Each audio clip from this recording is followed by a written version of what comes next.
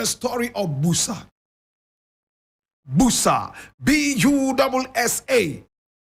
He was a slave hero. And the class begins right now. Students, we shall take the register later in the day. In the interim, this class is going to last 5 minutes.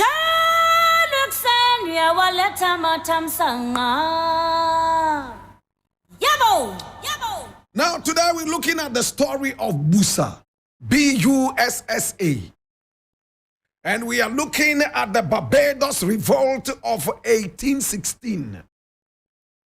Bussa was a very powerful slave, taken all the way from Africa, my brother, my sister, and carried all the way into the Caribbean. And over there in the Caribbean, in fact, he performed wonders. I told you the class would last 5 minutes.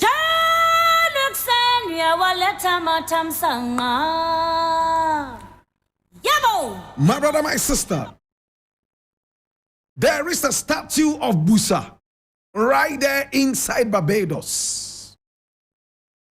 And every time you see a statue, you would see the face of a warrior. Other times, you would see him breaking from some chains, describing how much he struggled to change his status from a slave to a free man. This is a statue of Bussa. My brother, my sister, in Barbados, he was a black man. My brother, my sister, now Bussa was the one who engineered the Barbados Revolt of 1816, also known as the Bussa Rebellion, and is recorded in history as the largest slave revolt in Barbados that took place in 1816. My God. Despite being a 2-day rebellion, it had a huge impact on the rise of several other slaves to rebel across the Caribbean and put a sense of fear and awareness in the Westerners.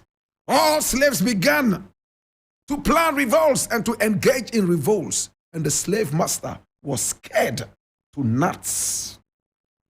Bussa is believed to be from the Igbo ethnic group of Nigeria. He was an Igbo. Igbo Kweno! Brother, my sister. Slavery had been legal in Barbados since 1616. 200 years later, my brother, my sister, this big revolt, engineered by Bussa, an Igbo man from Nigeria, made it happen big time. Listen to the interesting story.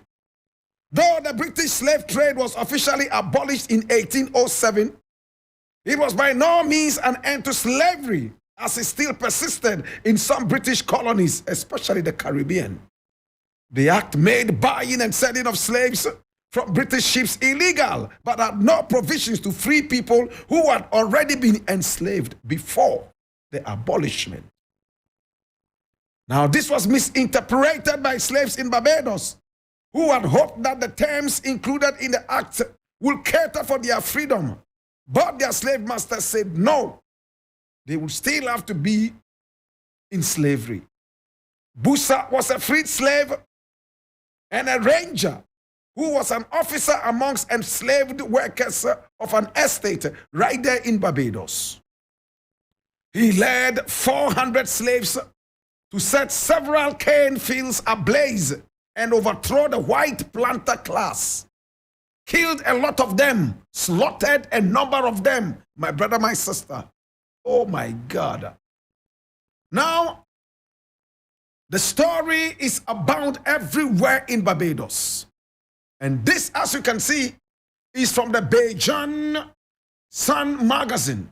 Now, somebody from Barbados is Bajan, right?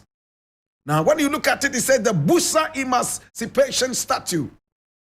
And then there's a lot written there. The Bussa Emancipation Statue is a public sculpture of a slave rebellion leader in Barbados, east of Bridgetown, Now the statue is located at the center of the JTC Ramsey roundabout, formed at the junction of the ABC Highway and the Highway 5. Many Barbadians refer to the statue as Busa, the name of the slave who helped inspire a revolt against slavery in Barbados in 1816.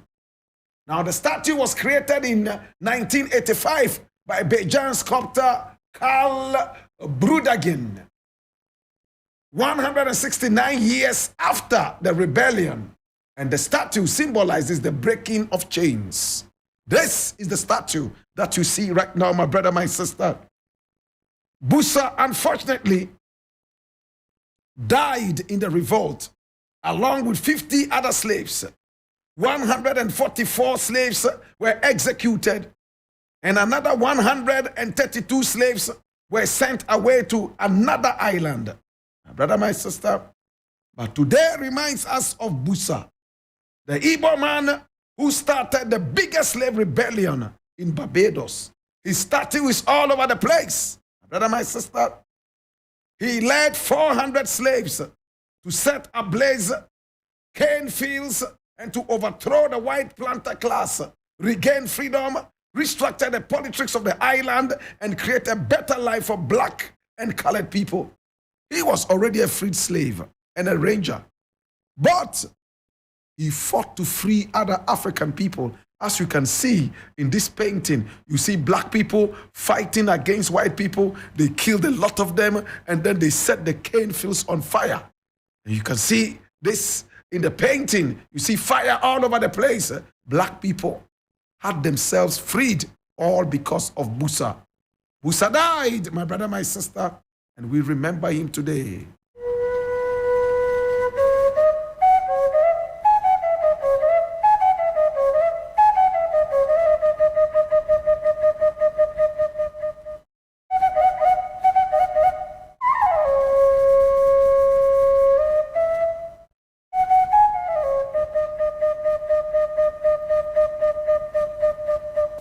Today we remember you, Papa. Papa. And there you kai. Oh, Papa. Uniyaminko, Papa. Papa, damn refer to what? Papa, why be? Papa, missy, why be? Uniyaminko. Papa, missy, Uniyaminko. Today we remember this great son of the land, Busa. Busa, my brother, my sister, died on the 16th of April in 1816 during the rebellion. My brother, my sister, Busa, we do not know when exactly he was born, but at the time of his death, he probably was only about 35 years old. Today we remember you. May your body, mind, and soul rest in perfect peace as we remember you today. Oh, he was already free, but he did all he could to free other people. What a selfless man.